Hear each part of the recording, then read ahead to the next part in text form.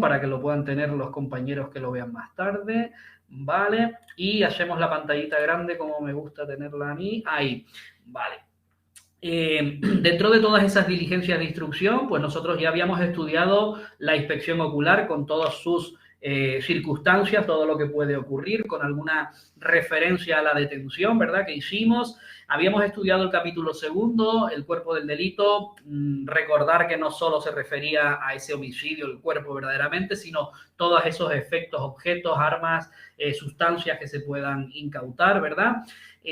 Habíamos mencionado que no suele entrar mucho y que no solemos hacerle mucha atención a la destrucción y realización anticipada, si bien mencionamos un poquito a qué se dedica, a qué se refiere este capítulo.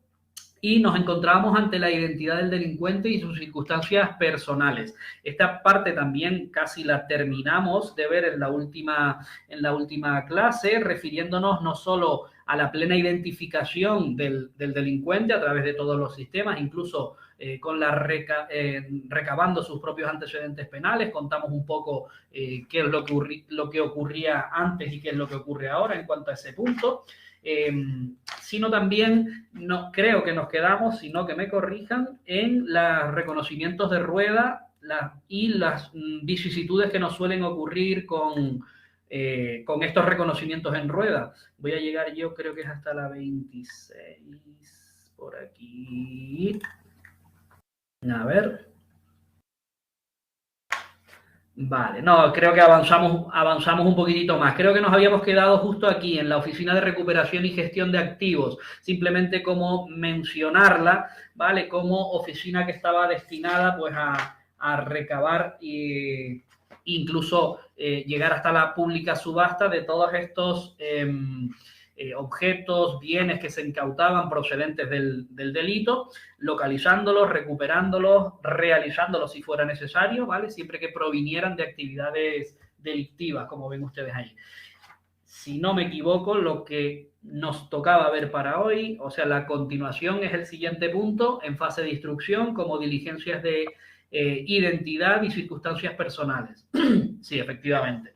Lo que intentamos en esta fase, y casi siempre nos viene ayudado, nos viene una gran base de identificación del delincuente en el atestado o incluso en la denuncia que dio lugar a esto, pero nosotros en el juzgado tenemos que tener plenamente identificado y sin lugar a dudas ninguna, bien por que nos conste ya en el atestado, bien por documentación, casi siempre nos viene identificada la persona por su DNI, por sus referencias, pero hay muchos casos en que se complica. Tenemos que tener, como digo, esa plena identificación de la persona presuntamente autora del delito.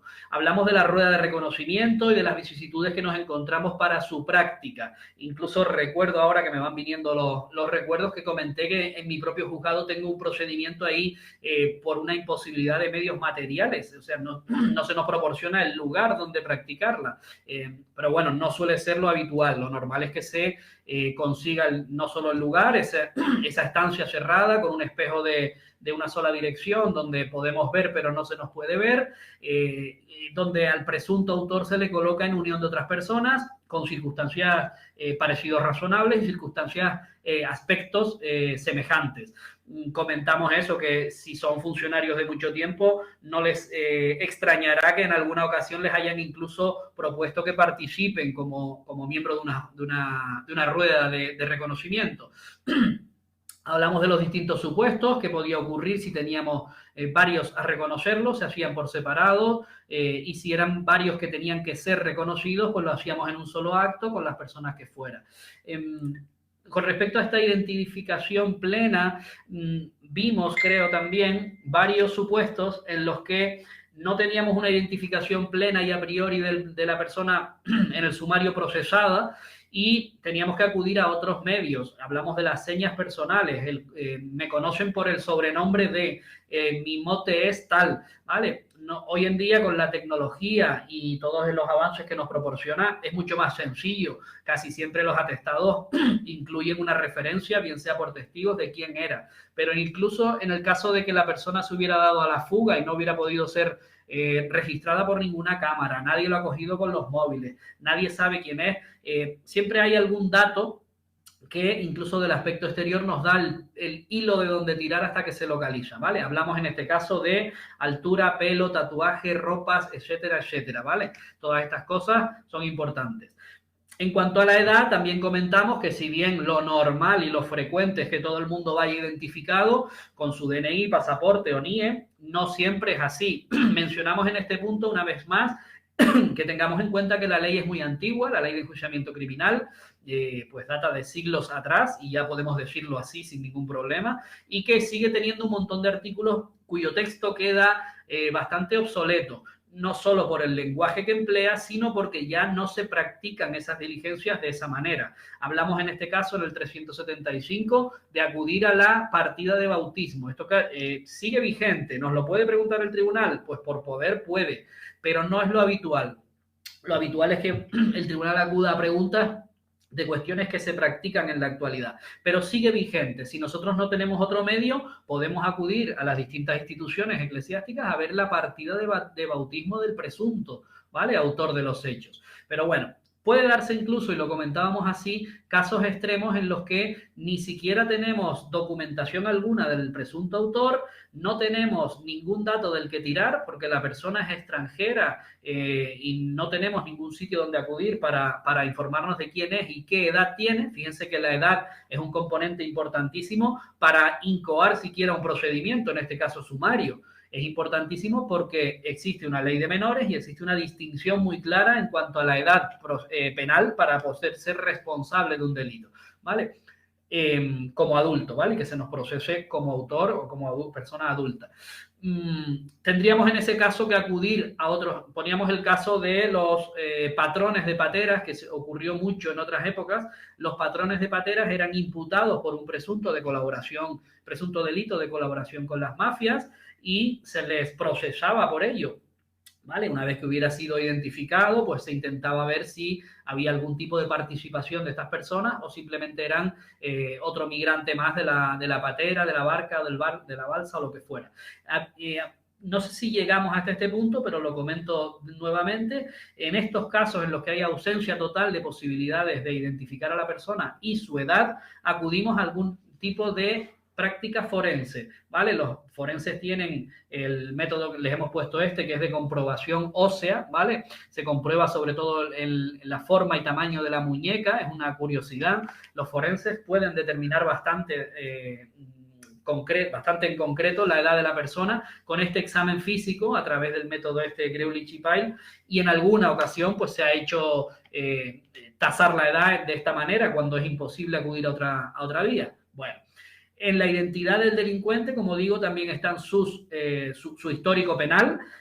Antes se recababa mediante unos oficios, mediante unos faxes. Hoy en día la tecnología es nuestra aliada y con un simple acceso a la base de datos del registro a través del punto neutro judicial, pues ya podemos tener casi al instante, si no falla nada, la hoja histórico penal del presunto autor o del procesado. Esta página, digo si no falla nada, porque casi siempre está en labores de mantenimiento o de mejora y bueno, funciona bastante bien, pero tenemos que cruzar los dedos para que no nos falle, sobre todo si estamos en el servicio de guardia o si nos toca una actuación que sea urgente, ¿vale? Recabar esos antecedentes penales. El reconocimiento médico forense en lo que implica identidad plena del delincuente tiene un cariz simplemente en el sentido de si nosotros como juez de instrucción, cuando hablo de nosotros, pues bueno, hablo del juzgado, del juez instructor, se advierte que la persona pudiera no estar en condiciones, ¿vale? No solo de prestar declaración, sino simplemente que pudiera padecer alguna enfermedad, algún trastorno, aunque fuera pasajero o temporal, que hiciera que no pudiéramos ni siquiera procesarle, ni siquiera someterle al proceso. Es lo que se conoce en instrucción como un reconocimiento médico forense a los efectos de imputabilidad, es decir, ver si esa persona puede ser imputable, es imputable o no. Con ese informe, pues ya antes de empezar a practicar las diligencias, se le solicita al forense, se examina a la persona y ya el forense emite ese informe. Oye, pues sí, aunque tenga un trastorno o lo que sea, yo creo que sí es imputable, puede proseguir el procedimiento y podemos proceder a tomarle declaración. Los artículos en que está esto pues son los artículos 456, 458, recogen el informe forense y las situaciones en las que se puede plantear. En el sumario nos plantean que la demencia, ¿vale? Lo habla en términos genéricos, que ese trastorno o esa imposibilidad de ser sometido al proceso sea sobrevenida, es decir, después de los hechos. Cometo el hecho en plenitud de condiciones y después es cuando me viene el trastorno o cuando se acredita la enfermedad nueva, ¿vale? Por así decirlo. En este caso, la ley prevé una conclusión de sumario, se dicta acto de conclusión de sumario y un archivo provisional.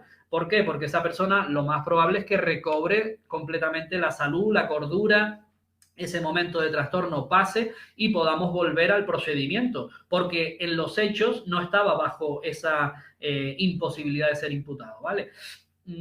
Hasta ahí tenemos que tener conocimiento, no... Llegamos al artículo 384, si no me equivoco también lo tocamos el último día, pero este no me importa volverlo a ver porque es quizás el acto procesal o la resolución que dicta el juez más importante o una de las más importantes en esta fase de instrucción de un sumario. ¿Por qué? Pues porque de las diligencias que hemos ido practicando, tomada la declaración de testigos, denunciantes, denunciados, el propio investigado, procesado, de todos los análisis que hemos hecho, en fin, el caso que sea, el juez ya tiene indicios racionales de criminalidad. Esta frase es importante tenerla clara, no significa que tengamos claro ni el delito, ni el autor, ni el grado de participación, ni nada, ni siquiera significa que acusemos a nadie de nada, ¿vale? Simplemente lo que viene a poner de relieve es que en el proceso, en la fase de instrucción en la que estamos, perdón, de las diligencias que hemos practicado hasta el momento, pues ya hay algún indicio racional, o sea que cualquier persona encajaría esas piezas sobre que existe un delito y que hay alguien que ha podido participar, ¿vale? No decimos el qué ni decimos en qué grado de participación. El derecho penal es muy importante, la participación. Autor, cómplice, coautor, partícipe, cooperador necesario, en fin, una serie de figuras que vinculan a la persona con el delito con una cierta participación.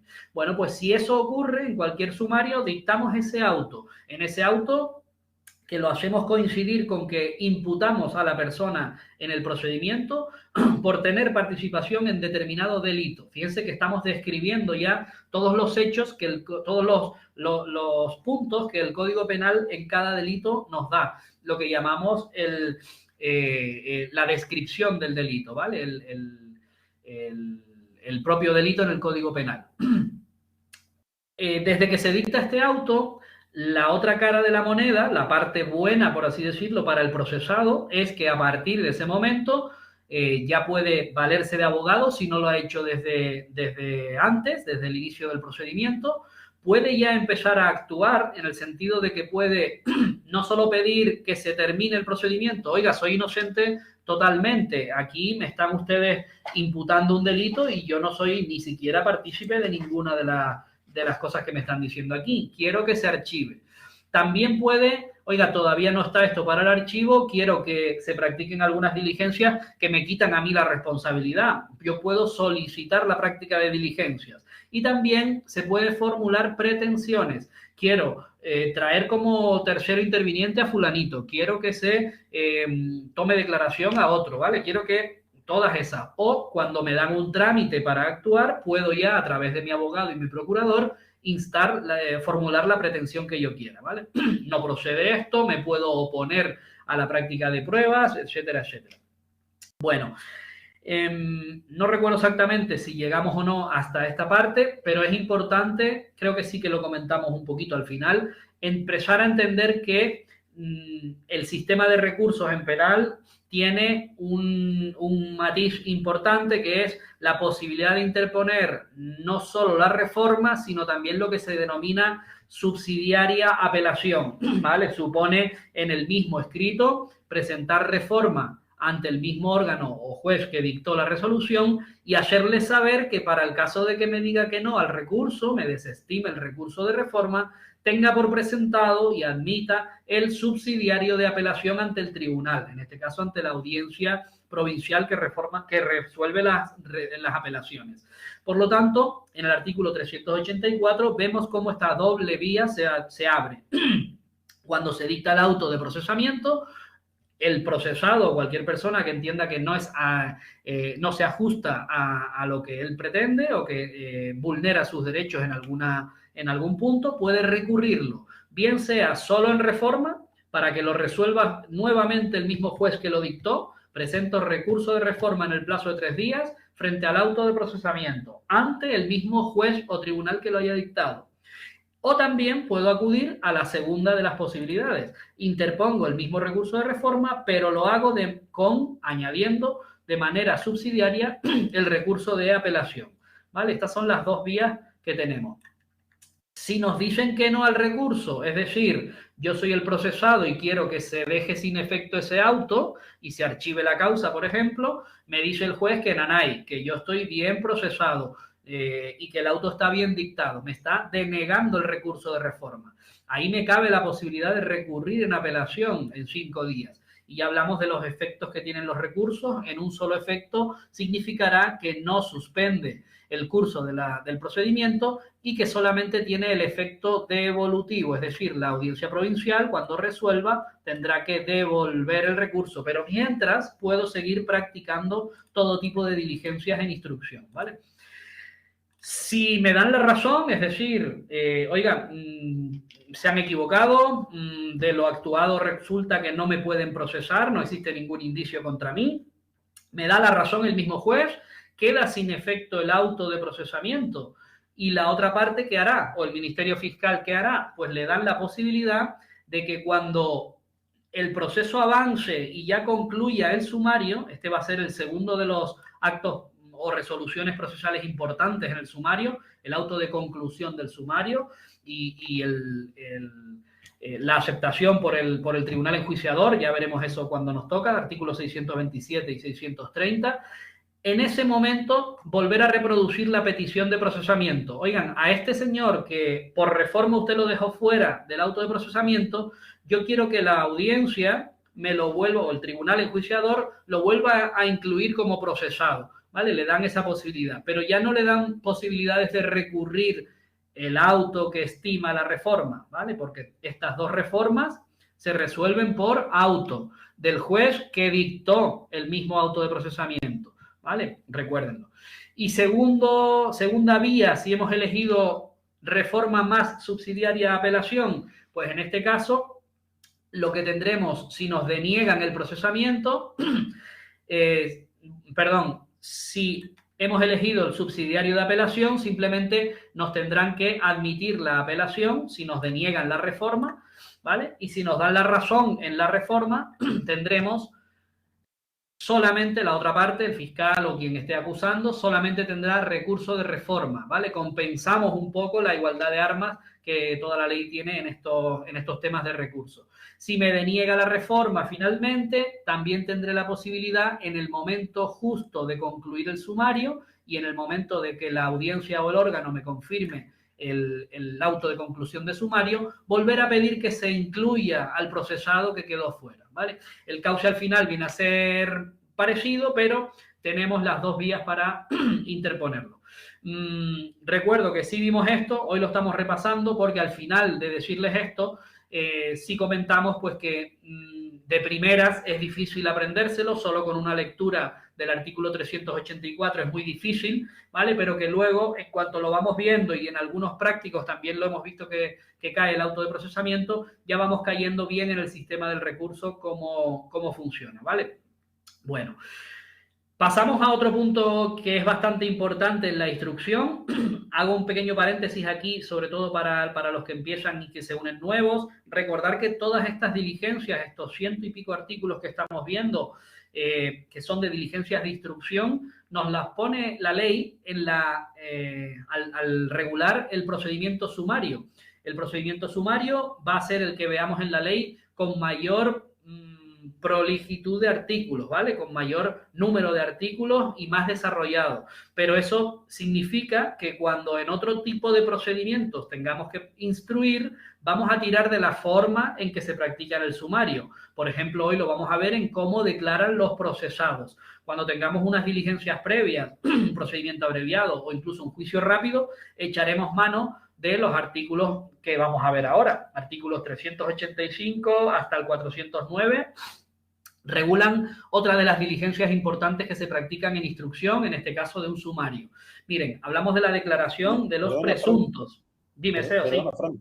Y claro, les vuelvo a incidir, cuando estudien penal, civil o lo que sea, estudien para los test, no estudien para desarrollar un tema. O sea, vayan estudiando y haciéndose su propia pregunta y toda la historia. Es la manera de trabajar un poco cada parrafada, porque si se lo estudian como si fuera a desarrollar el tema, pues le van a quedar muchos puntitos ahí pendientes. Exacto. Añadiendo a esto que dice Seo, sobre todo aquí en penal, donde nos parece que todo es como un cuento, donde nos imaginamos, porque así me lo aprendo bien la primera vez, que hay un homicidio muy grave y voy viendo las distintas diligencias, luego hay que bajar al detalle, ¿vale? Porque las preguntas van a ser estas. La pregunta va a ser esta, 24 horas, 48 horas, causa grave, ¿vale? Lo que nosotros siempre les decimos de la coletilla, no lo pueden olvidar, que yo creo que es lo que les estaba diciendo Seo, de que estudien al detalle. En penal es importante, cuando lean la pregunta, saber de que la pregunta nos tiene que decir a qué procedimiento, si nos ponen una pregunta, pero la mayoría de las preguntas de penal nos tiene que decir en el procedimiento abreviado, en el delito leve, siempre quedarse con el tipo de procedimiento que nos están preguntando, ¿vale? Hombre, eso ya nos pueden coger perfectamente, sobre todo en delitos leves. Sí que he visto preguntas de años anteriores que pone, según el artículo 967 de la Ley de Enjuiciamiento Criminal, pues hay artículos de cajón que tenemos que saber que nos está hablando de un delito leve. De un delito leve, bueno, sí. Son preguntas a veces que ponen así para marcar un poco el nivel. Con las segundas vueltas vamos machacando eso, sí. Bueno. Y los prácticos, sobre todo, la parte procesal, con los prácticos, cogen mucha soltura en los procedimientos. ¿Vale? Sí, ya verán que sí. Bueno. Hace tiempo que no ponen un práctico de penal. O sea que... Estás haciendo tus predicciones ya desde ese tiempo. Bueno, miren, la declaración de los procesados, realmente para los que nos gusta el penal y estamos en penal y hemos tenido oportunidad de trabajar mucho con declaraciones, sobre todo en previas, yo estoy en el mixto de la Orotava, tomamos muchas veces declaraciones, aunque sea la labor del juez, pues muchas veces lo hacemos. Es uno de los actos procesales más importantes, tanto para la persona imputada, porque es el momento de descargar toda su culpa, ¿vale? De manifestar su inocencia y manifestar todo lo que sea, como para el juzgado que está investigando un delito. Realmente muchas veces hacemos la declaración ya de memoria, casi autómata, pero estamos tratando de averiguar que se haya cometido o no un delito, y en el 90% de los casos tenemos delante, se los digo, bueno, 90, vamos a dejar el dato sin eso, pero muchas veces tenemos delante a la persona que ha cometido el delito, ¿vale? Lo que tenemos que hacer nosotros, si en nuestro juzgado se hace y si no lo hace el juez, es verdaderamente pillar a esta persona, pillarla en el sentido de tomarle bien la declaración. No tenemos que acusarle de nada, además no podemos. Hoy veremos que la declaración es muy escrupulosa, ¿vale? Sobre todo en qué le podemos preguntar, cómo se lo tenemos que preguntar, y es toda una técnica, ¿vale? La técnica del interrogatorio, esto es para los jueces, pero bueno, yo, por ejemplo, en mi juzgado hacemos muchas las declaraciones, con lo cual tenemos que saber qué preguntar, ¿vale? Vale, no para la oposición, no me entiendan mal, esto es para el que le gusta el derecho penal y le gusta ese trabajo. Quien toma la declaración y tiene que saber es el juez. Nosotros, en ese caso, pues el gestor, si tramita, pues lo que tendrá que hacer es coger la declaración, o el tramitador. No confundamos lo que hacemos en los juzgados con lo que nos va a preguntar el tribunal en el examen, ¿vale? Pero bueno, como la práctica es así, no está de más saber un poco qué es la declaración y cómo se hace.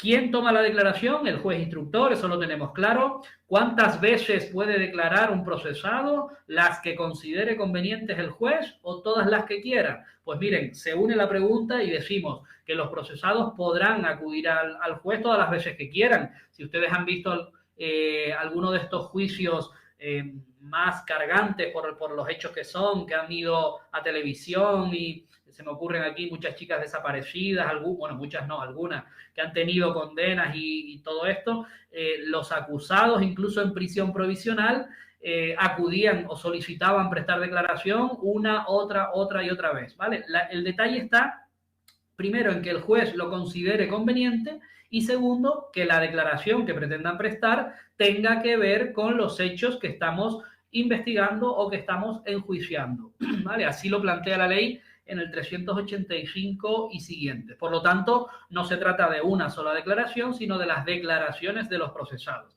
En los juzgados de instrucción, en los juzgados mixtos, en los penales, pues realmente se reduce muchísimo al acto de juicio y en las instrucciones a una declaración. Los delitos no son tan complejos como para que haya que recibir nuevamente declaración. Pero órganos más arriba, pues sí, todos los delitos graves, una otra, las que fueran necesarias y se consideren convenientes. ¿Qué ocurre? Detalles. Desde que detengamos a la persona, aquí tendremos que estudiarnos distintos artículos sobre la detención, pero bueno, ya llegaremos a ellos, 520, algunos de la Constitución, quién puede detener, cómo se detiene, quién está obligado a detener, cuánto tiempo puede estar la persona detenida, qué es una detención policial, qué es la prórroga, en fin, un montón de cositas de la detención que ya veremos, pero lo que nos interesa ahora es que la persona detenida tiene que ser puesta a disposición del juez y tomársele declaración dentro del término de 24 horas. Esa sería la pregunta del tribunal sobre la declaración de cualquier detenido, ¿vale? Ojo con eso porque ya lo uniremos con otros artículos que prorrogan este tiempo máximo, ¿vale? Este tiempo máximo para prestar declaración. Ya nos dice el mismo artículo que se puede prorrogar 48 horas más si hay causa grave. Y aquí no nos dice cuáles son esas causas graves, ¿vale? Ya las estudiaremos con los artículos propios de la detención. Pero sí nos da otro detalle, que esa prórroga cuando haya una causa grave tendrá que ser acordada por providencia. Por lo tanto, en nuestra mentalidad de opositor ya tenemos, primero, que archivar esto como resolución por la que se acuerda la prórroga de la detención, ¿vale? Si estuviera detenido, podemos prorrogarlo 48 horas por providencia. Normalmente en todos los juzgados la prórroga de una detención la acordamos por auto. ¿Por qué? Porque en el procedimiento abreviado nos lo indica así y sobre todo por una cuestión importante, que es que hay que motivarlo. Aquí, sin embargo, pues nos sigue manteniendo que se acuerde una prórroga por 24 horas por providencia. Vale. Por eso decía también SEO que nos indicará en qué procedimiento tenemos en la pregunta y a qué se refiere. Cuando sentamos delante en la sala o en la mesa del funcionario al presunto autor o al procesado y comenzamos la declaración, una vez leídos sus derechos, por supuesto, una vez asistido de letrado, por supuesto, tenemos que comenzar con el 388. Nos habla de lo que se llaman preguntas generales o generales de la ley. ¿Vale? Le preguntaremos siempre sobre su nombre, apellidos, apodo, edad, naturaleza, vecindad, estado, profesión, arte, oficio o modo de vivir. Fíjense que esto se refiere a qué se dedica la persona, cómo se gana la vida, ¿vale? Si tiene hijos, normalmente actualmente se ya se pregunta a su cargo, porque el hecho de tener descendencia se refiere a en qué puede afectar a su capacidad económica para la indemnización por el presunto delito, ¿vale? Si ha estado procesado y por qué delitos, si sabe leer y escribir, y por último, si conoce por lo que está sentado delante de nosotros, si conoce los hechos que se están investigando, en este caso, si conoce por qué se le ha procesado. No hace falta en esto último que tenga un conocimiento exhaustivo, técnico o jurídico de lo que es. Simplemente, oiga, pues sí, por el robo tal, por las lesiones de no sé qué, por la pelea de tal o por que ha muerto una persona y dicen que fui yo. Con esas respuestas ya es más que suficiente para que sepamos que conoce al menos los hechos, ¿vale?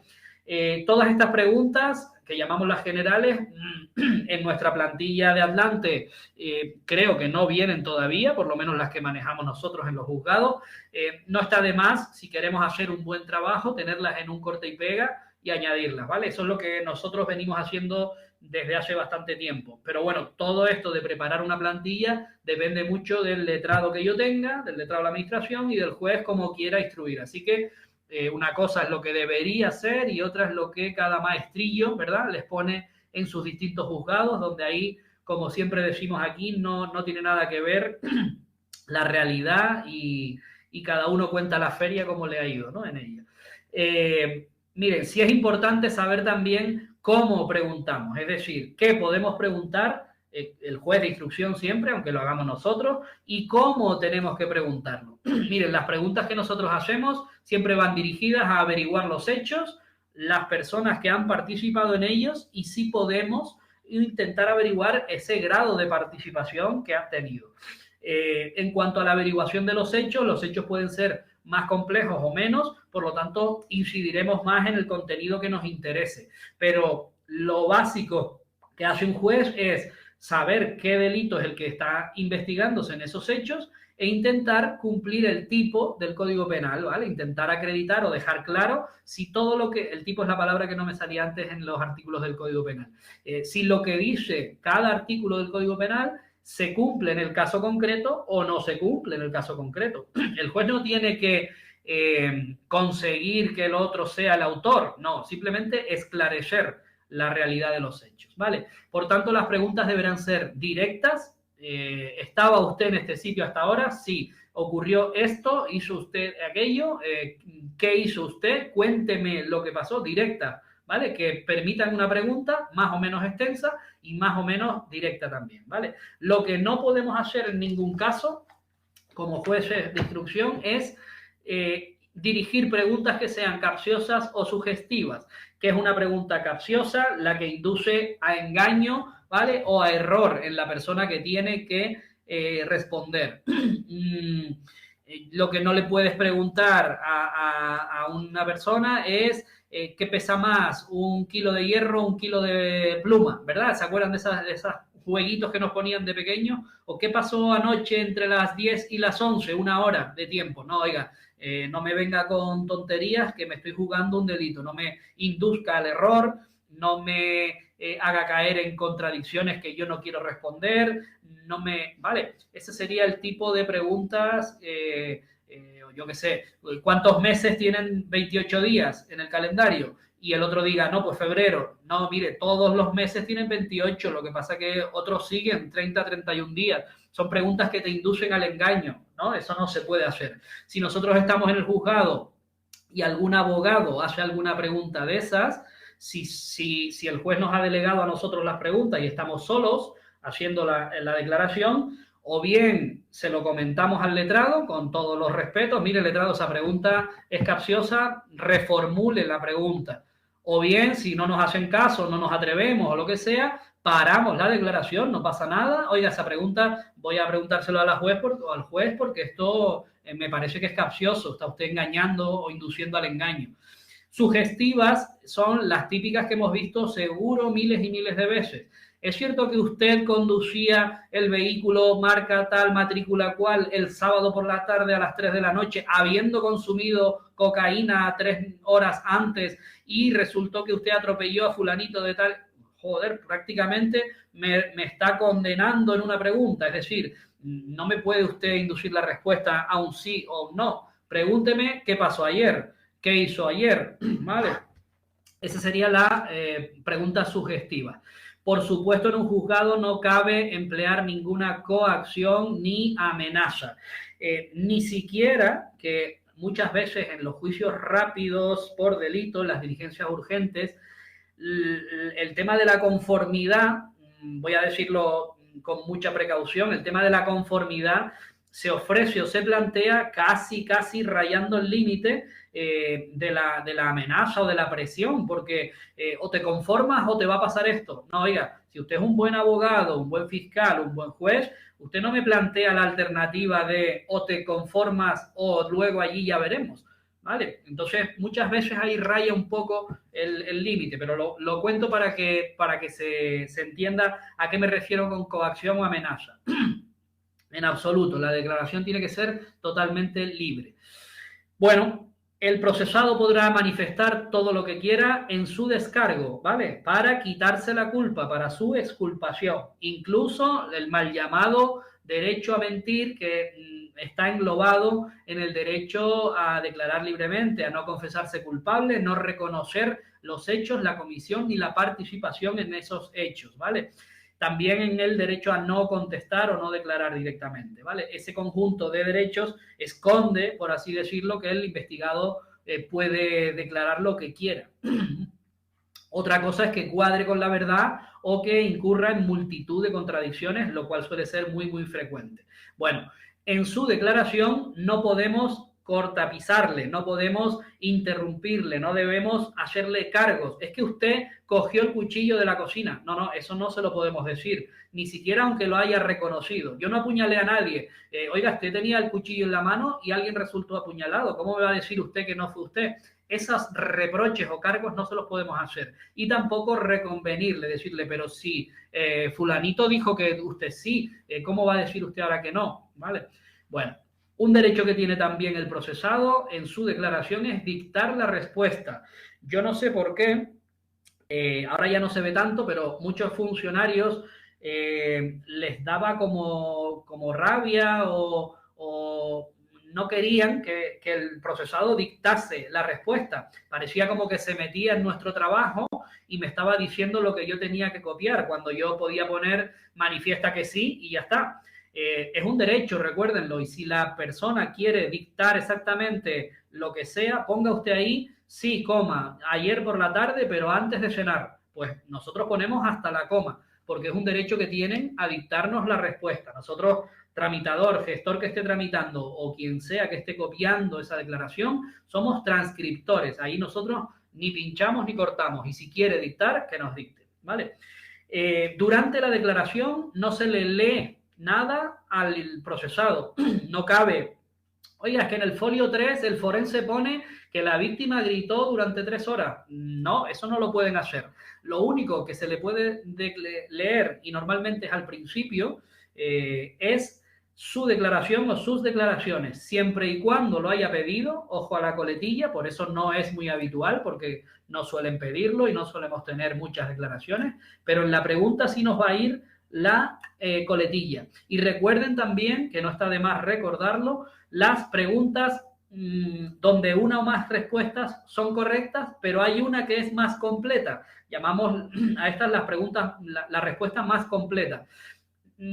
Por ejemplo, se me ocurre aquí, no se le leerá al imputado ninguna actuación del sumario. Respuesta A, solo las declaraciones anteriores. Bien. Respuesta B, solo las declaraciones anteriores, coma, si lo pidiera. Y respuesta C, solo sus declaraciones anteriores si lo pidiera, y añadimos la coletilla última, salvo que el juez haya acordado publicidad en todo y en parte. Pues la tercera, que es la que incluye mejor, la más completa, es la respuesta que el tribunal da como correcta. Y por eso tenemos que tener la capacidad de que, oye, tengo 2 correctas ya, a ver si es que estamos en una de esas preguntas con respuesta más completa, ojo, ¿vale? Pues bueno, ¿qué ocurre si el juez o tribunal ha acordado la publicidad de todo o parte del sumario? Que sí que le puedo leer de lo publicado, ¿vale? De lo publicado o de lo abierto al público, ¿vale? Le podré leer porque eso ya es de dominio público, con lo cual podré utilizarlo, sea quien sea yo la parte, en el acto de la declaración,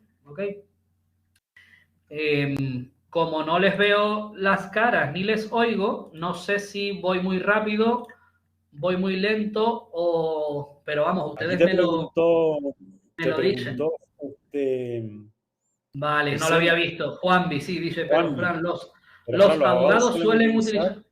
No es menos cierto, sí, eso, si lo utilizan tenemos que corregirles. Es verdad que nosotros no somos nadie para corregirles en el acto, pero imagínense ustedes cualquier juzgado de Arona, cualquier juzgado de Santa Cruz, donde el juez nos da las preguntas y sigue con otra causa de la guardia porque tiene más cosas y nos dice cuáles son las preguntas a transcribir. Esto realmente no puede ocurrir, pero todos sabemos que ocurre diariamente, sobre todo con delitos menores, donde es una conducción bajo los efectos del alcohol. Hay que preguntarle sota, caballo y rey a ver si se conforma. Bueno, ¿qué pasa si un abogado nos empieza una pregunta así? Diga usted si no es más cierto que usted bebió whisky. Demonios, ¿qué me está preguntando? Si bebí whisky, si no bebí whisky, ni siquiera yo lo sé, porque hay un no es más cierto, no es menos cierto. No, las preguntas me las hace usted en afirmativo, letrado. Diga, ¿bebió usted? ¿Qué bebió usted? Preguntas directas, recordemos, ¿vale? ¿Por qué? Porque todas estas fórmulas lo que convierten a la pregunta es en capciosa, ¿vale? Inducen al engaño. No es más cierto, pues, oiga, si yo digo no, ¿qué estoy haciendo?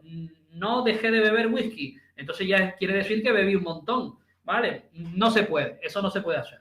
Hay que preguntar en afirmativo de forma directa y que no induzca al error a nadie, ¿vale? Bueno, pues como no hay queja en cuanto a la velocidad, vamos a seguir por aquí al ritmo. Esperen un momento. No está exactamente ahí, ahora y ahora. Bueno,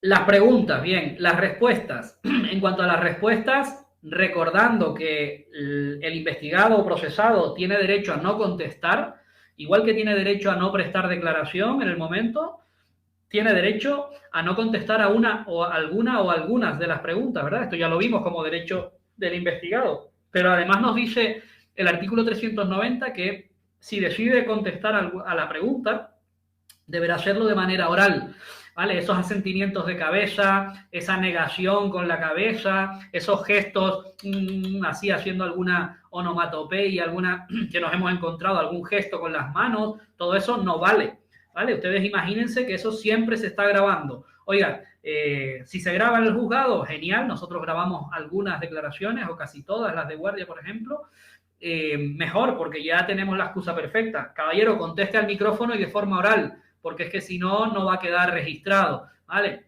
Si no, pues se le explicaría. Si está en la mesa, mire, tiene usted que contestar con palabras. En época de pandemia incluso se le decía, hable usted más alto porque no se le oye porque tiene la mascarilla puesta. Tiene que ser oral. Pues todas estas cositas nos recuerdan cómo tienen que ser las respuestas, ¿vale? Hay casos excepcionales, por raros o por complejos, en los que el juez puede, ¿vale? No olviden las coletillas, podrá permitir, por muy compleja que sea la causa, ¿vale? Aunque sea el caso Nos de la monarquía, o sea cualquier causa, los eres de Andalucía, por muy compleja que sea la causa o el delito o lo que estemos declarando, podrá, ¿vale? Si el juez entiende que no, me contesta usted oralmente. Podrá, como digo en algunos casos, permitirle al procesado que redacte una contestación, un punto difícil. Pues mire, dígame día por día las cantidades que recaudó su empresa en tal y tal. Oiga, no me acuerdo, déjeme consultar notas, que es el siguiente derecho que tiene, y yo se las escribo aquí o se las dicto al funcionario y que las vaya copiando. Entonces se le permite consultar las notas, por ejemplo, de ese extracto de contabilidad diaria y dictar, por ejemplo, la respuesta, ¿vale? Lo de presentar redacción ya no se suele hacer porque en los juzgados siempre contamos con los programas, los ordenadores e incluso las plantillas de texto, ¿vale? Entonces sería dictarle al compañero, al funcionario, punto por punto, esas cuestiones difíciles de explicar, pero se permite, ¿vale? ¿En qué caso se le permitiría en un folio redactarlo? Pues un supuesto extraño, que se nos haya ido la luz en el juzgado y tengamos que estar tomando una declaración a mano como se hacía antiguamente, a la antigua usanza. Eso me pasó a mí en una sesión de juicios en el Delta, cuando tuvimos el Delta allá por el año 2007 o 2012, ya no me acuerdo mucho. Cuando tuvimos esa tormenta, nos cogió en Weimar estaba y tuvimos una sesión de juicios así, a mano, a la antigua usanza y copiando como era bueno. Vale, por cierto, Conchi, estabas allí, me parece, ¿no? No sé si por ahí andaba, ¿sí? Bueno, ¿qué ocurre si el procesado en nuestras respuestas, en la respuesta que nos da, no nos contesta? ni siquiera diciéndonos que no quiere contestar, ¿vale? Lo normal sería, yo siempre lo advierto en las declaraciones, cuando le lees los derechos se le dice que tiene derecho a no contestar alguna pregunta, pero hay que aclararle, si usted no quiere contestar, me lo dice. A esa pregunta no quiero contestar, porque si usted se calla, yo no sé si es que me está tomando el pelo, no me quiere contestar, o incluso se le ha ido la pincha de la atención de la ESA, se ha quedado usted bloqueado. ¿Vale? Por lo tanto, me contesta, me dice que no quiere contestar a esa pregunta y simplemente pasamos a la siguiente pregunta. ¿Vale? En cualquiera de los casos se le debe advertir que la declaración va a continuar o incluso que la fase de instrucción va a continuar. El que usted se haga el loco, que no es la primera vez que alguna persona se hace más loco de lo que está, o loco, o enfermo, ¿vale? Se hace constar, si hay que parar la declaración, se para, si la persona no está en condiciones, se para y se señala incluso para otro día, no hay problema, pero continúa la instrucción y lo que se acuerda por el juez es que a esa persona se la valore por un forense, a efectos, efectivamente, como veíamos antes, de imputabilidad. Averiguará el forense mediante informe y las pruebas necesarias que sean si la enfermedad existe, esa locura existió transitoriamente o siquiera tiene alguna enfermedad que no haya sido detectada, y a efectos de imputabilidad, qué es lo que ocurre con esa persona, si puede ser o no imputada, ¿vale? Bueno, en el marco de la declaración del procesado, pueden exhibírsele objetos que tengamos unidos en el procedimiento o señalados como piezas de convicción. Eso se puede hacer, ¿vale? Y también podemos mencionarle los distintos objetos, enseres, efectos, sustancias que se hallan en el procedimiento, que formen parte de lo que la ley llama cuerpo del delito, ¿verdad? Bien, se le hará referencia, oiga, es que se encontró en el maletero de su coche, se encontró el bolso, la chaqueta y los zapatos que habían sido robados. ¿Qué hacían en su maletero? Y ya responderá la persona, ¿vale? Lo que no podemos es mentirle, diciéndole que tenemos algo que luego no tenemos. Eso sería nuevamente capcioso o incluso sería algo más, ¿vale? Estaríamos prevaricando. Bueno, le preguntaremos de dónde vienen, a dónde iban esas cosas, cuál era el motivo de tenerlas él, etcétera, etcétera. Podrá responder o no responder.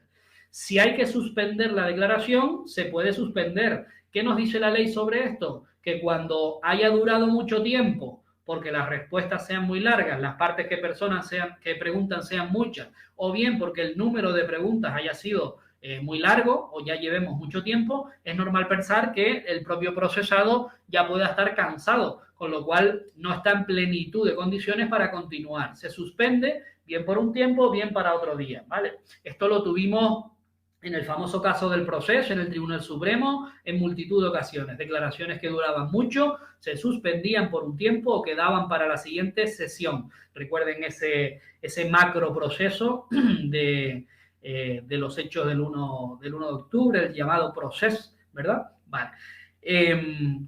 Cuando el procesado necesite traductor e intérprete, se le va a designar de la misma forma que se designa pues para el resto de actuaciones, de conformidad con los artículos 440 a 442. Ya nos tocará verlo en las declaraciones de testigo, pues se aplicarán exactamente para ellos. Recordar aquí solamente que el traductor se refiere a la traducción simultánea. Yo hablo en mi idioma, el traductor lo convierte a español, a castellano, y se lo comunica al tribunal o en este caso al juez que esté tomando declaración, y el intérprete, el intérprete hace eso, y el traductor coge textos en el idioma origen y los traduce al castellano, ¿vale? El intérprete es el que actúa de manera simultánea en el momento. Nosotros, a través de la Dirección General de Relaciones con la Administración de Justicia, tenemos la doble condición en casi todos ellos, traductores e intérpretes, ¿verdad? Se solicita a la Administración, nos lo designan, e incluso en ocasiones urgentes, en penal lo podemos nosotros designar si lo conocemos, ¿vale? Es una peculiaridad que diferencia al penal del civil.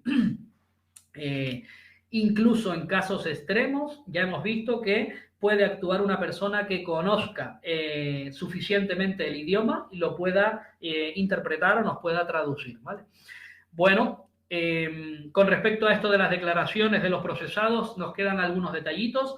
Simplemente el artículo 399 da la posibilidad al juez instructor de realizar el examen del procesado, tomarle esa declaración, hacerle preguntas en el propio lugar de los hechos. Y ojo, aquí el 399 no está hablando de la famosa reconstrucción de los hechos, que es una diligencia de instrucción completamente diferente. Es además una diligencia excepcional. Aquí solamente hablamos de que la persona acaba de ser detenida en el lugar de los hechos, el juez, como sabemos, incluso el fiscal han acudido a este hecho tan grave y en el propio lugar de los hechos examinamos al procesado. No solo de manera objetiva, vemos quién es, cómo es, qué forma, qué vestimenta lleva, tatuajes, en fin, toda esta identificación a priori del detenido, si está ya detenido, sino que también le podemos preguntar. Esto se hará constar en un acta y las manifestaciones que realice se harán. La reconstrucción de hechos no tiene nada que ver con eso. La reconstrucción de hechos es imitar los hechos. Es una representación, dice la teoría, representación imitativa. Y además es una cosa excepcional. Debe ser aceptada por el procesado y su representación, si la tiene, su abogado, y se practica con todas las garantías, ¿vale? Eso implica que esté presente el abogado del procesado, que se pueda intervenir durante esto, que se pueda incluso proponer repetir determinada parte de los hechos, añadir algo que se crea que se ha hecho y que no esté claro, en fin, toda la defensa que conlleva cualquier actuación de este tipo. No confundamos, por tanto, reconocimiento de hechos con el simple examen en el lugar de los hechos.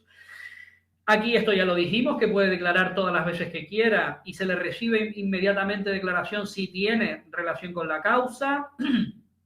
Una cosita que no hacemos en las previas y en el procedimiento abreviado es consignar las preguntas, ¿vale? Las declaraciones en previas simplemente recogen la forma acortada que utilizamos. Preguntado por los hechos manifiesta que, ¿verdad? O difícil es que alguna pregunta la copiemos tal cual se hace y luego manifiesta que y la representación tal cual. Gracias a la evolución tecnológica ya vamos grabando cada vez más, con lo cual tenemos que escribir cada vez menos, lo cual se agradece porque podemos ir sacando trabajo por otro lado, pero si tuviéramos que consignar, que transcribirlo, en un sumario copiamos la pregunta tal cual, íntegramente, y también la contestación a continuación, ¿vale? Finalizada la declaración, tiene derecho a leerla por sí mismo el procesado, si no, dice la ley que lo hará el letrado a su presencia. No lo solemos ver mucho tampoco, pues bien porque el procesado rehúsa a leerla, el letrado pues si se ha grabado y si la entiende tampoco lo hace, y el letrado de la defensa, es decir, el abogado defensor suele leerla y ya le dice al señor que firme y ya está, ¿vale? Ya pues imagínense encima pues que la persona no tenga una educación suficiente o prácticamente no sepa leer mucho, le cueste o sea un caso de extranjero en el que hemos copiado en castellano. El intérprete se la leerá traducida a su idioma, ¿vale?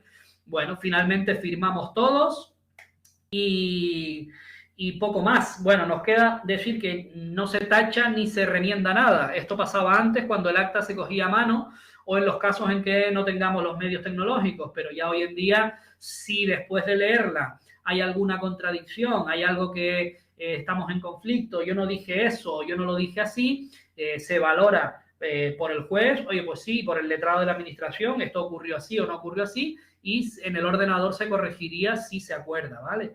Y poco más. Si en dos declaraciones del sumario, en una dijo que sí, que fue el que golpeó en la cabeza, y en la segunda declaración dice que no, que fue el cómplice, se le pregunta, ¿vale? Se le interroga de por qué en una dijo una y a otra dice otra. Intentamos averiguar qué es lo que ocurre de verdad, pero a priori pueden existir estas contradicciones, ¿vale? La confesión, que es el artículo 406, tiene un doble, dos cositas que saber, ¿vale? Primera, que no significa directamente que esté terminado el asunto, ni siquiera que esté terminada la instrucción, ni siquiera que podamos creer esa confesión, ¿vale? Fíjense que confesar los hechos implica reconocer que los hechos ocurren, pues, por ejemplo, como dice el atestado que ocurrieron. Confesar también implica reconocerse autor de los mismos o por lo menos alguna de las figuras de participación del Código Penal. Oiga, yo no la maté, pero yo la trasladé por orden del autor en el coche hasta el lago, ¿vale? Y la tiré al lago, ¿vale? Pero yo no la maté. Está reconociendo, está confesando, pero parte de los hechos. Esa confesión implica que tenemos que seguir investigando, por supuesto, que tenemos que terminar la declaración investigando todo, porque tenemos que tener presente que nos puede estar engañando por encubrimiento de algún familiar, padre, madre, hijo, etcétera. Asume la culpa, ¿no? Como dicen los delincuentes, se come el marrón él por no destapar lo que sea, o bien porque en la declaración le vamos a preguntar, además de estos hechos, pues oye, si hay una mafia relativa a estas cosas, a ver todo lo que me puede usted dar, porque hay otros delitos en investigación, ¿vale? Por todas estas circunstancias. Y en segundo lugar, aunque no viene en el sumario, tener en cuenta que la confesión en el procedimiento de juicio rápido da lugar a un beneficio, ¿vale? Confesar los hechos, solicitar estar conforme con la pena que me está proponiendo el fiscal, supone que yo me beneficie y se me condene pues por 1/3 menos de las penas, ¿vale? O sea que en algunos casos va a tener una consecuencia jurídica y penal bastante importante. Miren, ya hemos visto en la parte general que estudiamos y ahora en la parte de declaración de procesados, que no solo a las personas físicas se les imputa la comisión de delitos, también a las personas jurídicas, a raíz de una reforma que hubo desde el 2015, si no me equivoco, o 2009, ya no me acuerdo bien, se puede imputar a las personas jurídicas, ¿vale? A las entidades, a las empresas, ¿vale? Ser autoras de una infracción penal. Eso significa que todo el patrimonio de la empresa va a estar al servicio, va a servirnos para las posibles indemnizaciones y que se va a ejecutar esa sentencia sobre la persona jurídica. No quiere decir que traigamos a la empresa Papelería SL a declarar, ¿vale?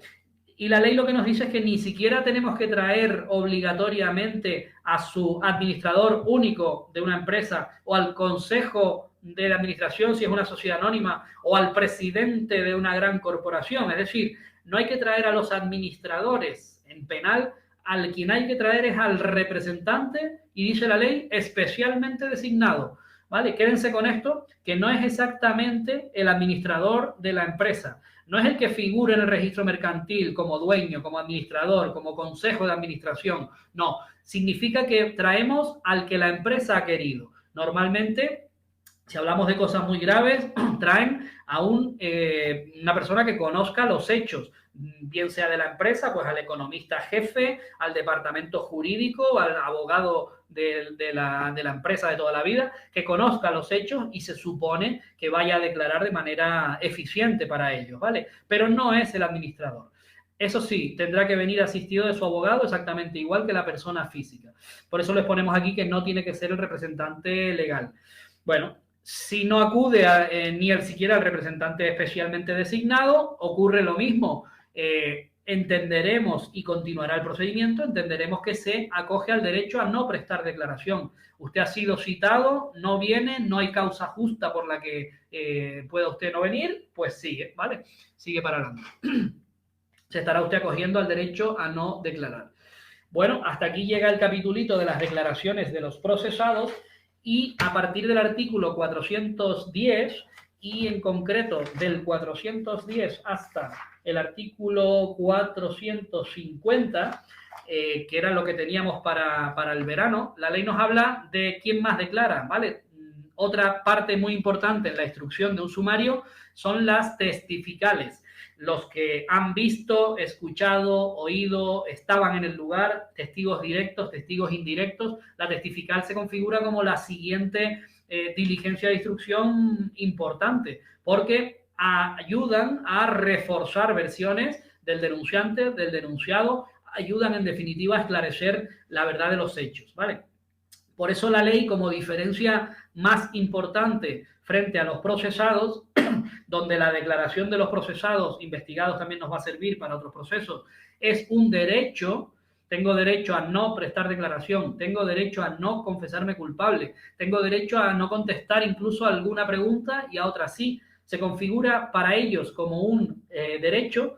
Para los testigos salvo las excepciones que vamos a estudiar, se configura como una absoluta obligación. Es decir, habrá que ir a declarar y habrá que declarar.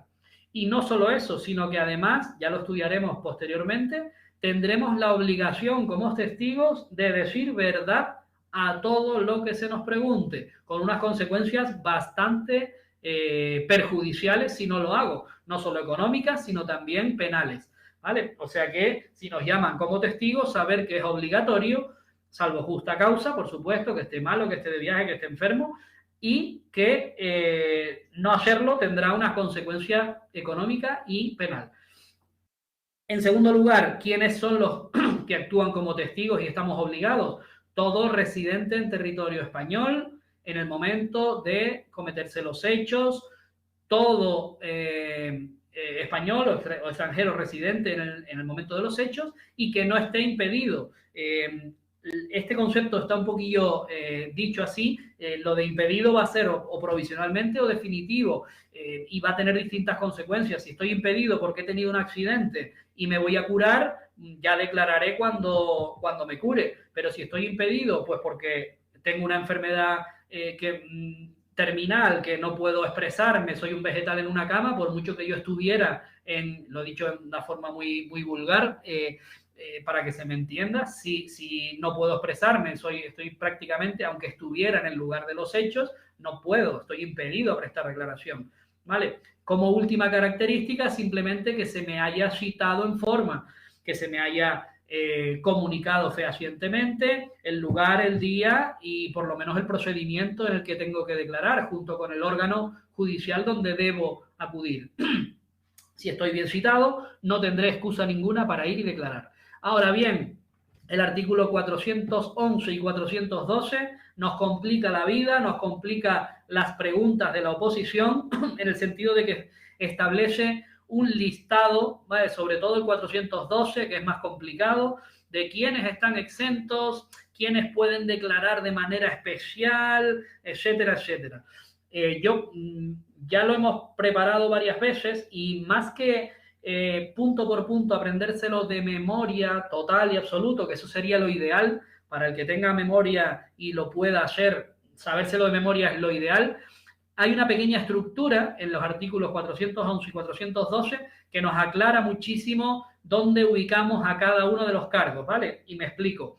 El 411 es muy sencillo, nos dice que no tienen obligación de declarar, no tienen el deber de declarar el rey, la reina, los consortes, el príncipe y los regentes. Perfecto, eso es fácil, no tenemos ninguna duda.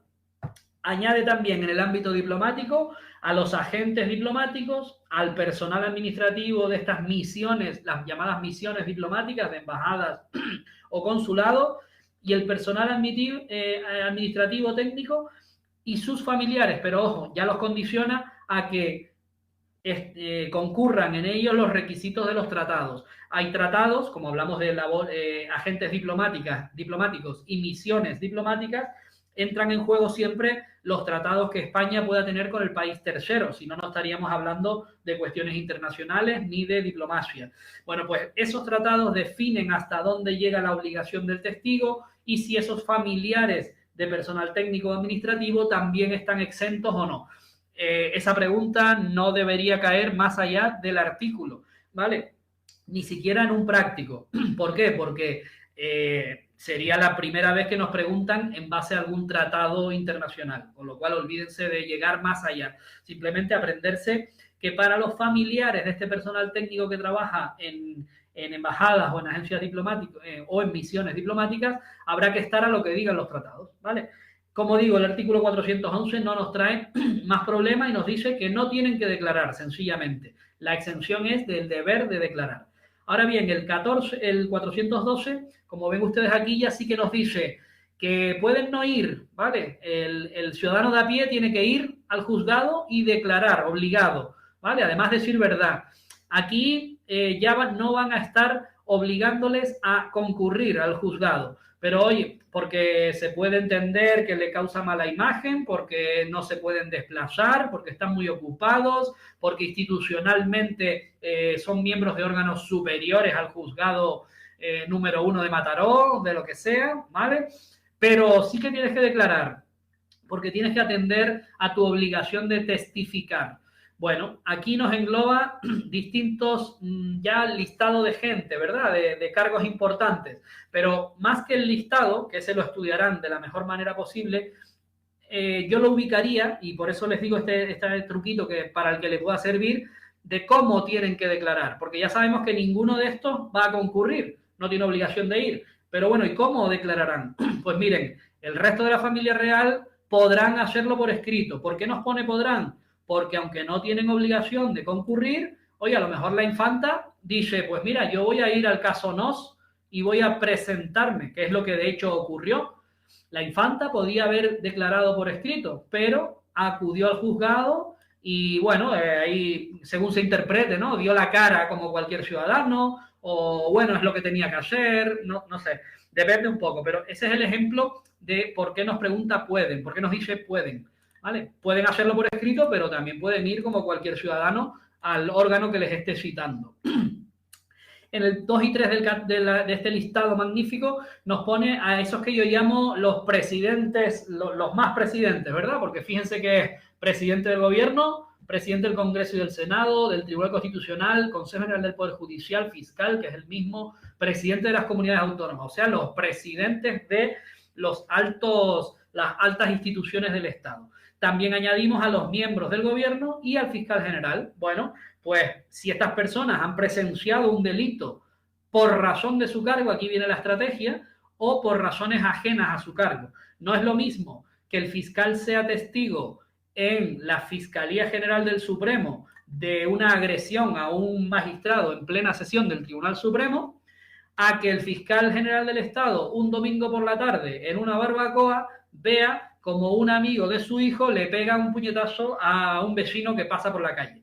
En ambos casos será testigo, si así se propone, pero en uno es por razón de su cargo, porque estaba en la sala ejerciendo su cargo, en otro es porque estaba de barbacoa un domingo, como ustedes o como yo, ¿vale? Distinguimos aquí, si es por razón de su cargo, un escrito informando, ¿vale? Si es por razón ajena a su cargo, declarará en su despacho o incluso en su domicilio, según decida hacerlo. Por lo tanto, el juez que le tome declaración será el que se desplace, pero tendrá que declarar de la misma manera, ¿vale? Nos bajamos un escalón en ese listado y tenemos a los que yo llamo los expresidentes, los ex miembros del gobierno o el ex fiscal general.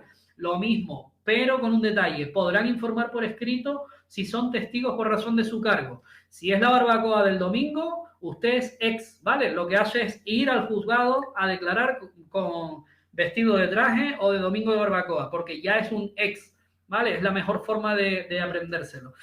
Y en el escalón inmediatamente inferior, sería el punto quinto, tenemos un listado también de esos que conocemos como otros altos cargos, ¿vale? Tenemos al resto de diputados y senadores, a los magistrados del Tribunal Constitucional y vocales del Consejo, yo qué sé, defensor del pueblo, presidentes de los parlamentos autonómicos, del Consejo de Cuentas, y nos llega incluso hasta los delegados de Hacienda, como último escalón ahí, ¿vale? Estos altos cargos también tienen exento el deber de concurrir y podrán declarar, sea como sea la razón de haber presenciado los hechos, bien en su cargo o bien sin ser por razón de su cargo, declararán o bien en el despacho o bien en la sede del órgano del que sean miembros.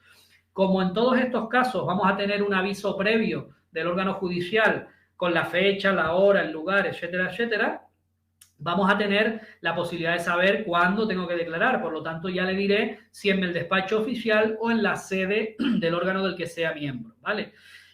Por último, el punto penúltimo, los otros altos cargos de la comunidad están exentos de concurrir, pero al ser de un territorio de comunidad autónoma, reducimos la exención, esta especie de privilegio de no ir al juzgado, cuando la declaración sea también en su territorio, ¿vale? Llegaríamos hasta el TCJ de su comunidad autónoma, ¿verdad? Si me llama el Tribunal Supremo, si me llama la Audiencia Nacional o me llama algún otro tribunal de ámbito estatal, juzgado de instrucción, alguna cosa así, de la audiencia, pues tendré que acudir, ¿vale? Si no, en lo mismo, en el despacho o en la sede del órgano que yo presida, del que sea miembro, es dentro de mi territorio. Oficinas consulares, lo mismo que dijimos antes, según tratados internacionales y sin profundizar nada más, ¿vale? No nos va a hacer falta.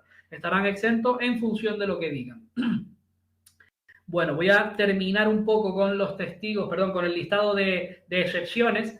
Aparte de los que están exentos, desde la familia real hasta el último delegado de Hacienda, que tienen cada uno su privilegio, vamos a llamarlo así, o su forma de declarar. Unos no tienen que hacerlo y otros pueden no ir, ¿verdad? Pero tienen que declarar. También nos encontramos la famosa dispensa del artículo 416. Las que trabajen y los que trabajen en instrucción o incluso en penal estarán hartos y hartas de verlo, ¿vale? Dispensa de la obligación de declarar. E incluso sabrán que este artículo ha sido modificado recientemente, ¿vale? Para añadir la protección a la infancia de la ley 821. Es la famosa dispensa de la obligación de declarar. No están exentos de concurrir, no están exentos de nada. La ley lo llama dispensa y realmente es una dispensa. Tendría usted que hacerlo, pero como concurre determinada circunstancia, no lo vamos a hacer en este caso, ¿vale? Le vamos a dispensar. Dice la ley en el 416 que estarán dispensados de declarar los parientes del procesado. Tenemos línea directa, ascendiente y descendiente, es decir, hacia arriba mis padres, mis abuelos, etcétera, hacia abajo mis hijos, mis nietos, etcétera. Esa es la línea directa, ¿vale? También si soy el cónyuge o la pareja análoga a la matrimonial, ¿vale? La que tiene una relación análoga a la matrimonial. También cuando sean hermanos consanguíneos uterinos y del procesado, por supuesto, y también parientes colaterales. Hablamos ya de tíos, sobrinos, etcétera, hasta el segundo grado. El segundo grado es subir hasta mis padres y desplazarme hasta mis tíos. Ya mi primo está obligado a declarar como testigo si yo soy el procesado. No le alcanza la dispensa. ¿Se entiende? Vale. Y ahora la ley nos mete una reformita de la ley de la protección integral de la infancia, la garantía de esta protección integral de la infancia, que como decimos es una ley muy amplia en cuanto a reformas, que nos ha trastocado un poquito y que aquí en este artículo lo que hace es adaptar la dispensa al concepto de discapacidad necesitada de especial protección o minoría de edad, ¿vale? Lo que hace es regular un poco más detallado esa dispensa y nos dice que no existirá, es decir, en ningún caso le servirá para no declarar al testigo, tendrá la obligación, por tanto, de declarar como testigo si tiene la representación legal, la guarda de hecho de la víctima, ¿vale? Pues cualquier caso de los que antes hablábamos de tutelas, ¿verdad? Pues bueno, en caso de que se tenga la representación legal porque es menor de edad o discapacidad con necesitada medidas de apoyo, pues no puedo evitar la testifical. En los delitos graves, el testigo sea mayor de edad y la víctima menor de edad o discapaz. Yo sigo diciendo discapaz, hay que añadirle persona con discapacidad necesitada de especial protección y medidas de apoyo, ¿vale? O medidas de apoyo. Pero bueno, todos entendemos los casos a los que se refiere. Es verdad que con esta ley se cambia un poco el concepto de discapacidad, anulándolo o eliminándolo a priori y dotando de medidas, ¿vale? De apoyo que pasan por el juzgado o no, dependiendo de lo que se necesite. Añado un poco de esta ley que el espíritu de la ley lo que quiere es que la voluntad de la persona con discapacidad, en algunos casos será más fácil, en otros menos, pero la persona con esa discapacidad pueda expresar y todo el aparato del Estado entienda cuál es su voluntad en cada caso y se pueda saber si necesita una tutela antigua, si necesita una representación en algunos actos, lo que sea, ¿vale? Me quedo ahí. Tercer caso en el que no sirve la dispensa, no se aplica, cuando por la edad o la discapacidad el testigo no pueda comprender de qué se trata la dispensa. Si el testigo es un discapaz con necesidad de medidas, que tiene una discapacidad tan importante que no puede entender que le puedes eximir, que el contenido de esta dispensa, que puede no declarar, oiga, en ese caso hay que tomarle declaración, ¿vale? No le alcanza la dispensa. ¿Qué es lo que prevé la ley? Que podemos llamar como juzgado a la propia persona, el juez se entrevista con el menor de edad o con el discapaz, y que incluso puede auxiliarse de peritos, no dice el forense, dice de peritos. Con esta ley también se crean los equipos a disposición y se definen un poco mejor para ayudar al menor de edad y para ayudar a la persona con discapacidad. Con lo cual va a haber, no sé cuándo ni no sé cómo, un equipo que asista a los juzgados para todo este tipo de cuestiones. Un equipo integral con todo tipo de profesionales, bien pagados, compañerísimos, con sedes, magia, ¿vale? Vamos a tener magia y la ley ya tiene la magia funcionando. Esto es una crítica a lo rápido que van las leyes y la realidad, ¿vale? Bueno, cuarto caso, que el testigo esté o haya estado personado como acusación particular. Estos casos se dan poquito, pero puede ocurrir que yo haya sido acusación particular, se resuelva que no tengo derecho, que no me han causado ningún perjuicio y se me llame posteriormente porque estuve ahí y vi las cuestiones, ¿vale? Pues entonces soy testigo de los hechos. En ese caso tampoco me abarca la dispensa, no me pueden dispensar. Y por último, que el testigo haya aceptado declarar después de haber sido advertido de que no tiene por qué hacerlo. ¿Vale? Un padre respecto de un hijo respecto de un padre, se le apercibe de que puede acogerse a la dispensa y sin embargo dice que no, que quiere declarar. Este es el caso que más se suele ver en los juzgados de instrucción normales en España, vamos, se suele ver más que nada. Los últimos siguen manteniéndose igual, las últimas personas con dispensa, el abogado del procesado, obviamente el secreto profesional le ampara por todos los hechos que le haya contado el procesado sobre este asunto o sobre otros asuntos amparados por secreto profesional, y los traductores e intérpretes lo mismo respecto del secreto profesional en cuanto a las conversaciones que haya tenido con su procesado, con la persona para la que presta su servicio. En último lugar, y ya terminamos, no es una dispensa, sino que no están obligados a declarar. Recuerden que estaban exentos de declarar el rey, la reina, el regente, el príncipe heredero, y ahora no están obligados tampoco. Con la iglesia hemos topado eclesiásticos, ministros de cultos disidentes también, sobre los hechos que le hubieran contado en lo que en el catolicismo es el secreto de confesión, pues la homólogo en el resto de religiones o cultos disidentes, ¿vale? Las funciones de su ministerio. Y los funcionarios públicos sí tenemos secreto en alguna de nuestras actuaciones. A mí no se me ocurre ninguno para los funcionarios de la Administración de Justicia, salvo un secreto de sumario y que tuviera una pieza en otro abierta y que nos llamaran y no pudiéramos hacerlo, no sé, muy rebuscado. Sí lo veo mucho más en el plano militar para la obediencia debida en todas estas actuaciones en las que un superior jerárquico le tenemos que solicitar autorización y no me la concedan. No puedo saltarme esa obediencia, ¿vale? Ya actuará el juzgado contra ellos, ¿ok? Bueno, pues yo creo que nos vamos a quedar aquí. Si no me dicen lo contrario, sí, yo creo que está bien. Y seguimos con el jueves, nos terminamos ya. Voy a comentarles un poco lo del jueves. El jueves vamos a hacer... hoy hacemos una parte de la tarea que mandamos, del articulado, mandamos del artículo 326 al 4